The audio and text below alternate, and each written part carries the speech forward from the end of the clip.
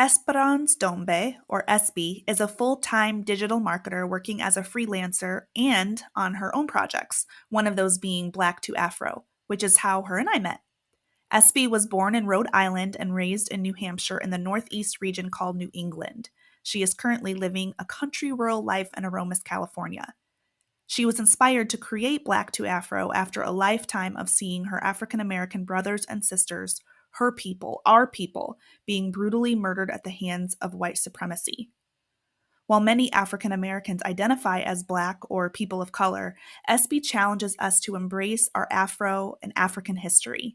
She wants to help empower those who identify as Black Americans to transform their race mentality to Afro or African American, to love, to say, to write, to describe, to believe in their Afro and African history, their heritage, and their strength.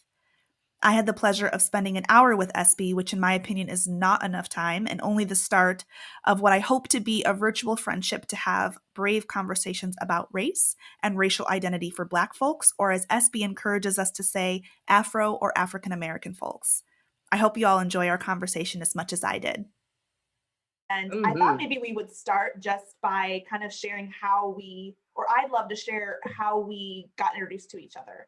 And let me know how you remember it. But I had posted something on Instagram about Black, Indigenous, and people of color. And I think I was just talking about that. And you responded you made such a thoughtful comment on the post around Black identity versus Afro or African identity. And I thought it was, number one, it intrigued me. I wanted to learn more, especially right now, as I feel like this will be a lifelong journey for me of understanding my own racial identity, having been born and raised in America. But also just the thoughtfulness in your response. And so maybe we should start there. I just kind of want to hear a little bit about yourself, your past, and maybe explain from your perspective why you responded in a little bit more detail about that response. Yeah, well, especially on Instagram, I was just, searching around for people's IG pages, to get connected to people who are talking about race, identity, and culture. And yours definitely popped out to me the most. I was like, I'm very intrigued by your IG page because the fact that you also talking about like brave conversations and you want to talk about race and I also love the name of your business 1619 Consulting, which it's like the year that Africans were coming over here to America. So I was very gravitated by a lot of your posts, and I want to like talk with other people too that they want to understand race and identity. And I understand obviously why Black Americans, we identify as Black, and I'm in a different, identity complex, even though we are the same.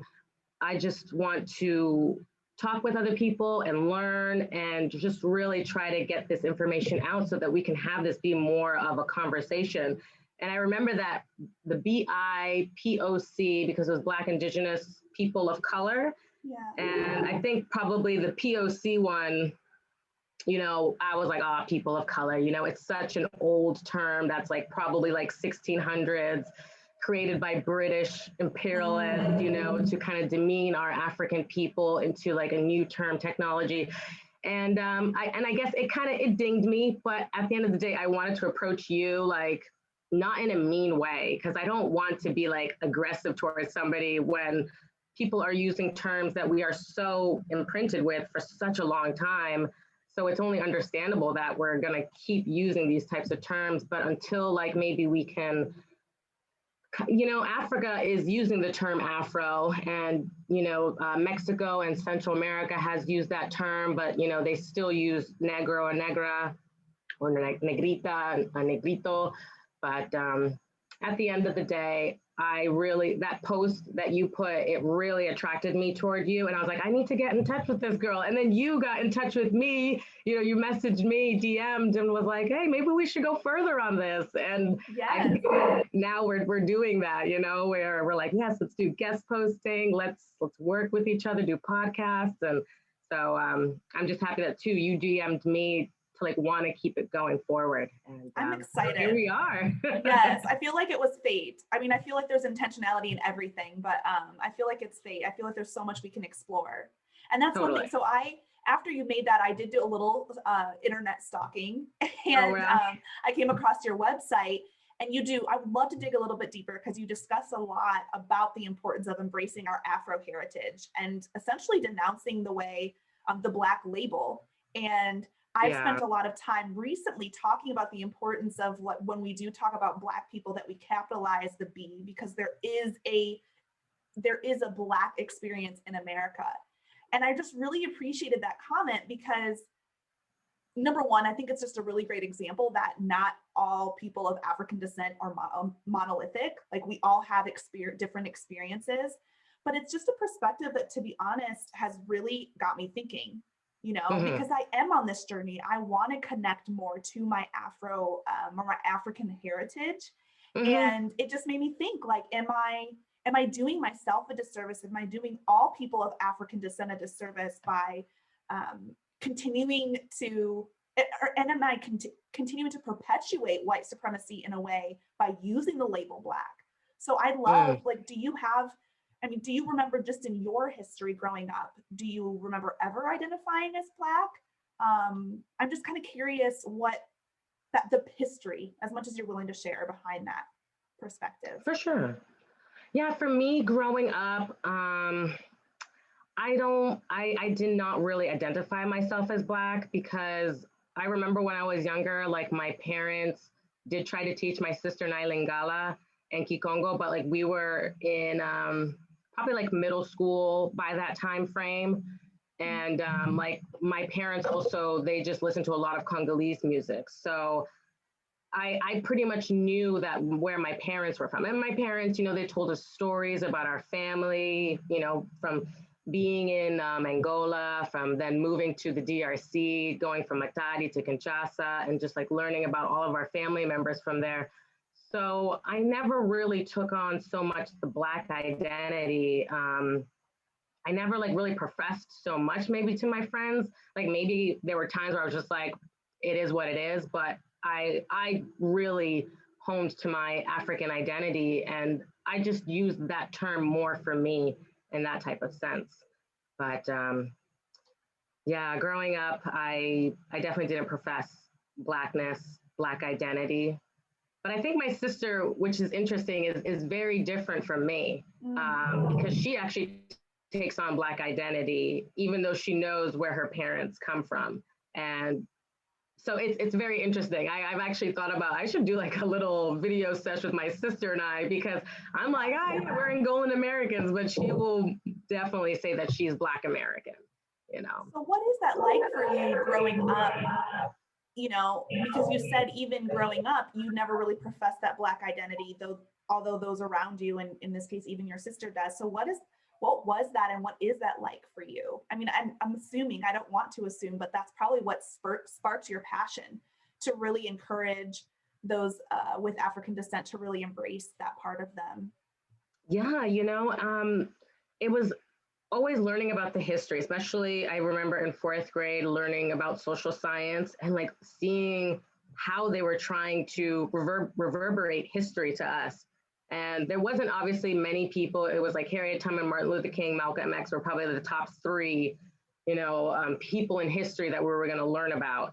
And there was obviously not that many connections to Africa. So I felt like there was just something wrong, personally, to me. Um, I believe it's truly important for Black Americans to hopefully wake up to our racial identity because to me, it's like if you have imperialist nations who are controlling us and then brought us here to America, from a different land continent. I even say this to white people. White people are not white, they are Europeans. But at the end of the day, they don't even want to hone down. I mean, they don't want to hone down to their Europeanness or like white people wouldn't say like, oh yeah, we're British when probably like I know that they are. But in general, I really just I hope that Black Americans can wake up to this because even when I look at my own color complexion, I look at my hair, and I understand that we were victims of just oppression and segregation and discrimination, but we also had this group of people that were prejudiced toward us, and they didn't respect our identity from what we had already. And Yeah. to me, I think, like, due time, hopefully people can learn to really respect their African identity. It could change our frequency of how we see who we are and really cultivating ourselves back to our African roots, but still cultivating it here in America. But at the end of the day, it's like, I've been watching videos of like Standing Rock and the Native American liberation, and it's like these people too should have their history be the prominentness of this land. They're kind of being sidetracked, at the same time too from European Americans really. Yes. Um, but Well said. I I would love to see Black Americans wake up to their African identity and learn about it, because that's what life is about. Life is a continuous learning lesson. That's beautifully said. And that just made me think, number one, I think it's because you're wise. You're probably wise beyond your years. But do you think part of it was just the culture, um, the way you grew up, the way your parents raised you to Yeah. really connect to that? Because I'm just wondering, I'm looking back when I was young in school, I don't really honestly remember a time thinking that the history I was learning was not the full history, you know? And I remember this quote, I think it's Renuko Rashidi, Dr. Renuko Rashidi. I'll have to double Okay. check and I'll put that in the comments later. But he said something around like, it's the worst thing you can do to teach a young child that their lineage or their history started with the enslavement of Mm, Africans. Like you do a mm, disservice to children. I mean, and when mm, I look back, that is the first time. mm, I'm just now uncovering the beauty of Africa and the mhm, diversity of Africa. So I am just mhm, curious, how much do you think, what do you think drove that perspective as a young girl who, went to American schools? mhm. What gave you that insight at a young age? I think I traveled too when I was younger. Mm-hmm. When I was about 8, because my family they live in Europe, so to go visit my aunts, we went to Switzerland, and then we went to Italy. So sometimes just going abroad, I could sense like people knew how to identify themselves. Obviously, the situation here in America is very different, but I just understood race and identity. I feel like from a younger age, and I don't know. I just never believed in white and black identity. I think from the get go for me. But even though other people that were like the majority and just majority of the population and media would utilize these types of terms, but I just never really believed in those terms personally. But just growing into, I think, learning African identity, Afro culture, and the beauty of AfricanAncestry.com. Like, this is a group that they do identify as a Black owned business. Our scientists who are trying to study our genealogy and our DNA to really help Black Americans understand their African identity. And I feel like we should have I sometimes hate to say it, like sometimes when I look at YouTube videos and I'm seeing people like talking about race, sometimes people are just making excuses. And I'm like, we should have no excuses. We need to use science to really project ourselves forward to understand, like, which is your African country that you come from. And then just hone in on learning about it. Yes. And actually, I didn't know about AfricanAncestry.com until you told me about it. And I actually, so my mother is white and my father is Black. So I couldn't actually take it because it's through the mitochondrial DNA passed down through our mothers. So I Oh, had to ask my brother to take it oh, because it really? has to be, yeah. So they have maternal tests and paternal.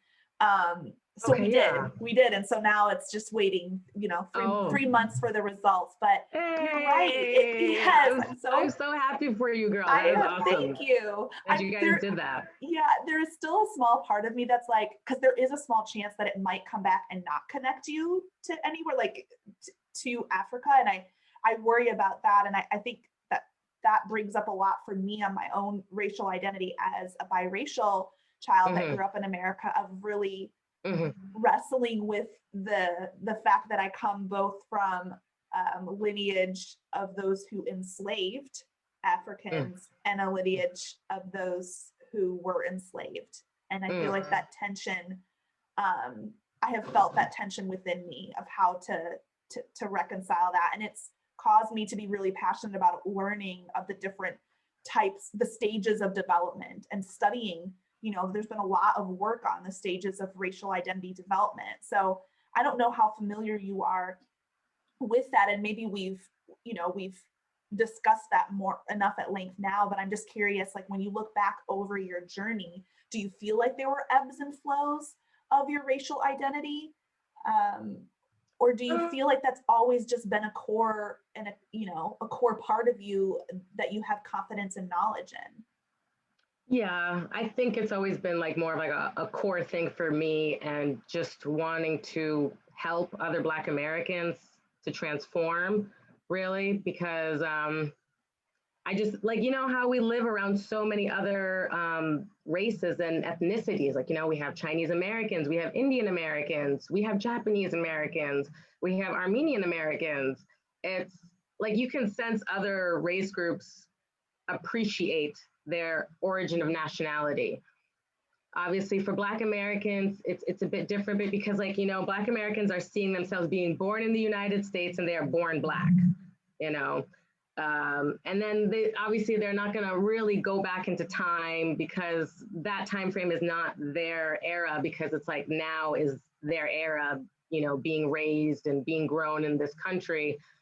But with so much history, still we have to appreciate Native American people, and as well appreciate our own sense of who we are as people. But I understand what the British did, you know. They change all of our identity terms to like people of color, colored, Negro. I mean, it's not even just the British, it's the French, the Portuguese, the Belgians, the Germans, the Arabs, and Italians too did enslave Africans in like East Africa area. I obviously hate what the Europeans did, because like it's psychologically damaged our sense of our identity. And I can kind of see it. I mean, if people keep reverberating like, so I'm a person of color, I'm colored, I'm Negro, to me, that is showing lack of discipline into seeing really like who you are in your identity. Like, it's like we know the land continent where, the Europeans took our people from. Now it's just about like subjecting, like which country is your people from, and trying to find out that information. Because to me, color is not a really good identity. It's a color, like color is like a description of something. And then like we're adding adjectives to kind of like really embrace that color and make that color magical. I mean, ah, to me, Yeah. I'm that person who's like, it's okay. But how do you feel about that? Because I know you do connect with the color identity and with Black, and you are a multiracial woman. So how is like the Black identity for you? Like, especially when you come from a multiracial family. Yeah, it's a good question. And I feel like I'm curious. I'm curious, even a year from now, when I listen back to our conversation, how I might have changed, because I really do feel like I'm putting an intentionality to it and an understanding to it that I haven't the first 30 years of my life. Okay. Um, and I totally respect what you're saying, and it really gets me thinking, because there's a large part of my work and just my journey in bringing awareness to racial how racialized America is this Mm, importance of understanding our history and importance in understanding where we come from, and to digging mm, through unlearning what we've been taught, and yeah. Yeah. interrogating that. Like, that is the essence of the work I Hmm. want to encourage others to do, and I hold myself to that same standard. So you really That's make me awesome, girl. think, because I don't know. I mean, now, and I identify as Black because I do believe there is a unique experience because of our racialized past that Black people have in America. Hmm. But I'm also aware that identity ebbs and flows. And I find myself completely open to interrogating that and to challenging that, because really what Mm-hmm. I want, really what I'm trying to connect in this moment is to where my ancestors came from, is to my ancestors. And Mm-hmm. my ancestors weren't Black. Right. My ancestors Right. were African. Yes. Yes. And that is not satisfying to me, because Africa Mm. is such a large continent, a diverse continent of languages and traditions and cultures and spiritualities. So I Yes. yearn to get deeper than that. And I Mm-hmm. feel Mm-hmm. like Black people in America have been robbed of that in so many ways, through Yes. what they're Yes. taught, what they're not taught. Um, and we aren't from Africa. We are from somewhere. We are from a village, an area of the continent that had rich culture and language and traditions and spiritualities. So I do feel Mm-hmm. this yearning of, connecting to my Afro heritage not being enough until I understand more about specifically where my family went. And maybe I'll never know. And I feel like that's tragic to me, that so many um, people in the United States, Black people, African American, those of African descent, will never know that in their lifetimes. Um, Right. Right. but another thought, like I think about, I don't think I always identified as Black. I Oh, think really? for a long time I identified as biracial, Oh, okay. because I didn't know. I was like, am I Black? Am I white? How do other Mm. people see me? How do I see Mm-hmm. myself? I grew up Mm. in predominantly white spaces. And I Mm-hmm. do think there's something to just, and I don't know if this is a cultural thing, um, but it is interesting to me. And I don't want, I'm trying to be careful what I say, as to not be um, my own prejudice, not to cloud what I'm about to say. But I think there's a difference between those who are biracial, whose mothers are Black, or whose fathers are Black, given the gender, like who the gender identity of that person. So for instance, I think maybe my experience might have been different if my mother was Black, as a young, as one who identifies as a young Why woman would during you a, why would you say that? Just out of curiosity, what is the yeah, feeling of that? Like if your dad or your mom was either or yeah. of color identity. So I find whenever I talk about identity, it always ends up with me talking about hair, but Hair. Okay. hair, Mm-hmm. So I assimilated. I went through a stage where I wanted to assimilate. I wanted contacts to have lighter eyes. I wanted to chemically straighten my hair. I wanted Mm-hmm. my hair to be flowy. And so my Mm. mom, as my mother who loved me, supported all of that. Mm-hmm. So she there one of my cousins has a license to Sally Beauty Supply, so she'd use my cousin's license. She'd go get just for me hair relaxer from Sally Oh, Beauty Supply. yeah. And I just remember, every 4 weeks sitting down in the kitchen, and the longer it was on, the more it burns, but the straighter my hair would Burn. be. And I'd end up with like little scars on my scalp from the Oh, from the chemical relaxer. treatment, but my hair was Yeah. straight. And I don't know, maybe it wouldn't have been this way, but if I had a mother who was Black or of African descent, Okay. who was in touch with her own identity, maybe there would have been a challenge or an encouragement to me to embrace my Mm-hmm. hair, or to Mm. embrace, to really, to own that Mm-hmm. part of my identity. So that's why I say Mm-hmm. that. And I think I'm probably prejudiced a little bit in that, because I think it's probably different for everyone. Mm-hmm. But I often think about that. And I Mm. had a dad who grew up in Detroit during like the Okay. 60s, and he took he took the position as a father of, I want my children to have, I do not want my children to believe that the color of their skin uh, prevents them from doing anything that they want. So he really took the posture of not really talking about race in our family. Okay. So we didn't grow up with race on the table. Mm. It wasn't until I left home when he said, now Bree, because I was moving to Texas, and he Mm. said, there are certain towns and I'd be driving in rural parts. He said, there are certain towns in Texas that you were not to stop for on your own to get gas. Oh, And wow. that Okay. was like the first time I was like, oh, wait, okay. So it's just interesting. I'm doing a lot of reflecting, but I would Mm-hmm. say I think a lot of my identity is influenced by the way I was raised. Yeah. And now that I'm an adult, I'm taking ownership back of that journey Mm-hmm. and saying, I want to connect to my Mm-hmm. Afro heritage. And Mm-hmm. I feel like a little kid almost, of like just Right. discovery and Yes. yeah. It's going to be a package full of presents. Yeah. And I feel like it's going to be a package full of joy. Yes. And I feel like it could be a good experience and it can be hard. Um, because I kind of feel like a little bit same way too. Like I was Americanized. I was born in Rhode Island, raised in New Hampshire.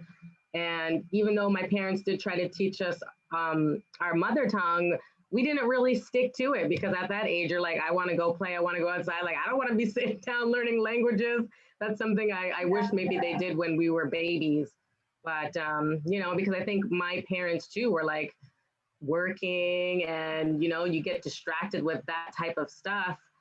So, I mean, even in my household, we did eat like African foods. So that's why these were like culture senses. And I think you're so right. It is truly how we're raised in our household. And probably most, African American families are obviously speaking English, and you're not going to eat that much African food. You're not going to hear much about African language or culture or dress.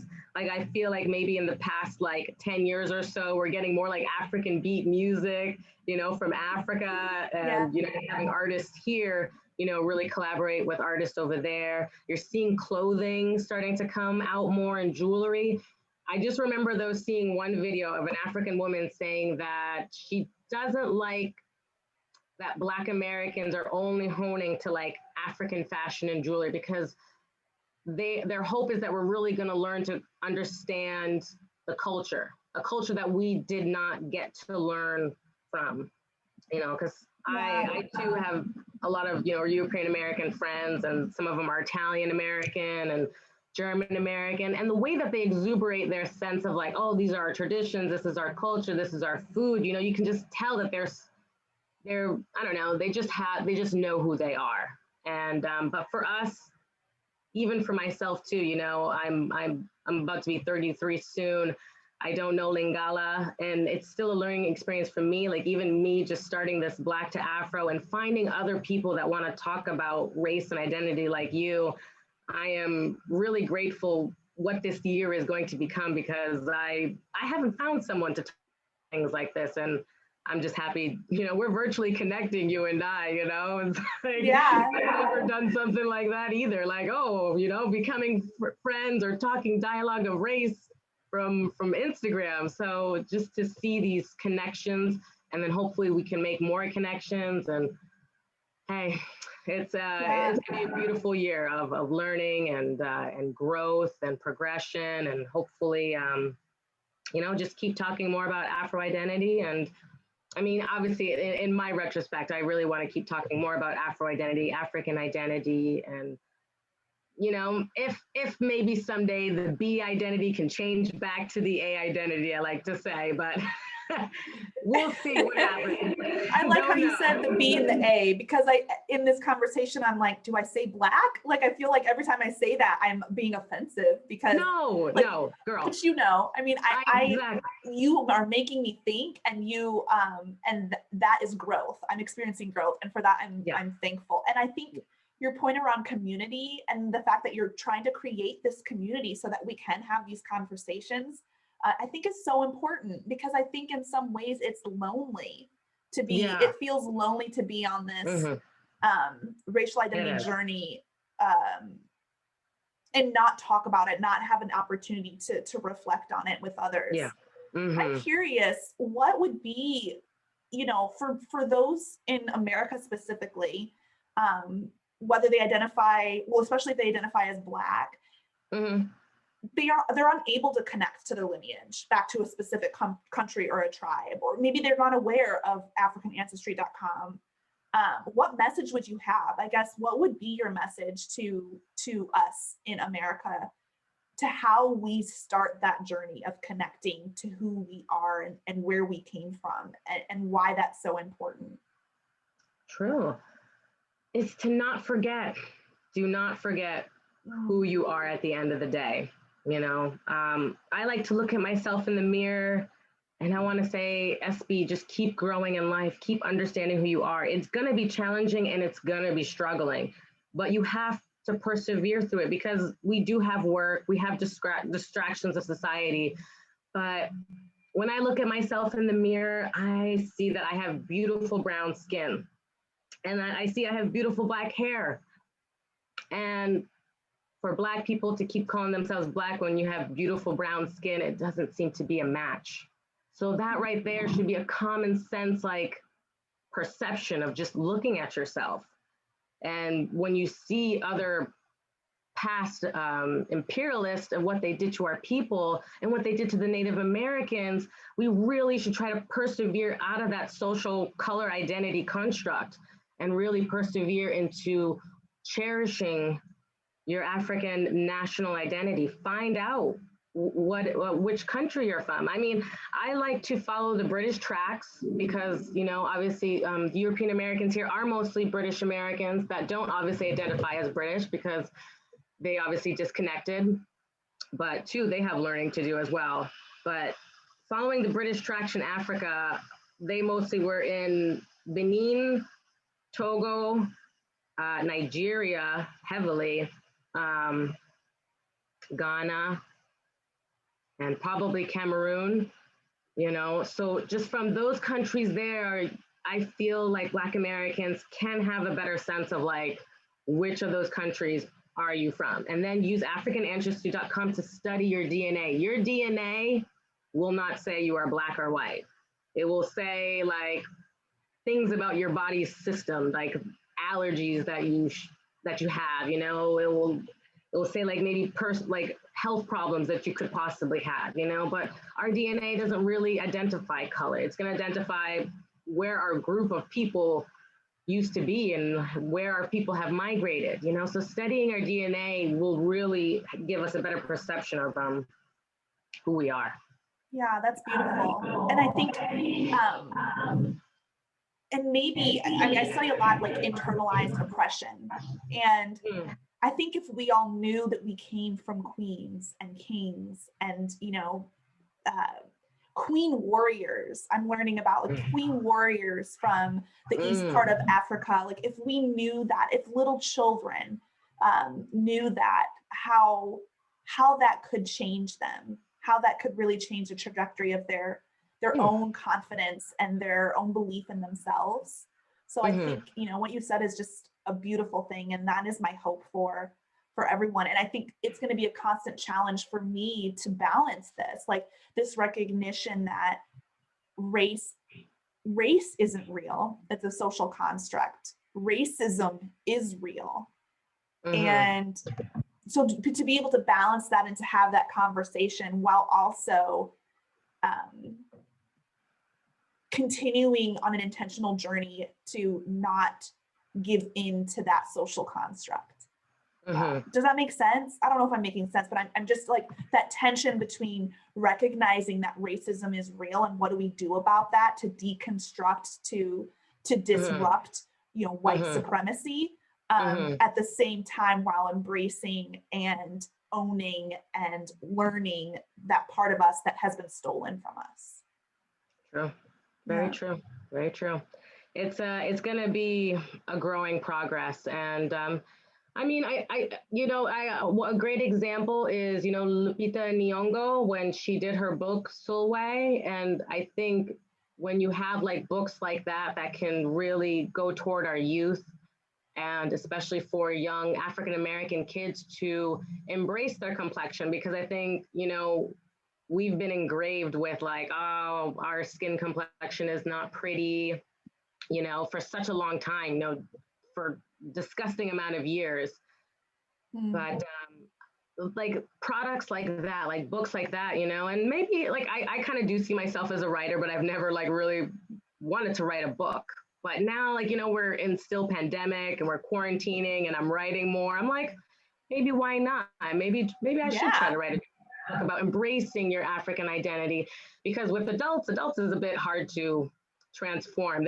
We're like, once you're an adult, you're like, you can either embrace change or you're just like, I'm just gonna keep with my Yeah. ways. Stuck in our ways. Yeah. with the youth, and how Lupita Nyong'o did Solway is like a great example of really targeting our youth and embracing your skin complexion for sure. Yeah, maybe Sure. we'll have to add some of like some other resources to the listeners so that they can connect to that because I don't think I've heard of Soulway before, so I'm gonna look that up now. Oh yeah, yeah, Yeah, yeah, definitely. and I I haven't read definitely. the book. Oh, okay. And I was just Yeah. gonna say, I definitely think you should write a book.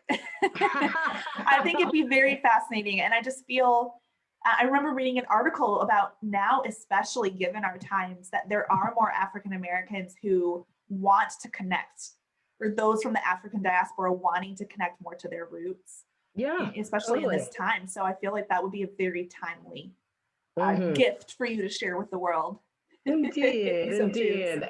Well, thank Oh, you. So, do you have any other questions that you wanted to talk about, or should we wrap up the conversation? yeah, What do you maybe we think? can wrap up, and then we can, definitely continue on like another time to ask more questions and keep talking about race and identity. But I just want you to know that I appreciate you so much, Brianna, and that you are creating these types of dialogues for us to talk about because, like you said, I did feel lonely, very lonely when sometimes Yeah. talking about race and identity and culture here in the United States.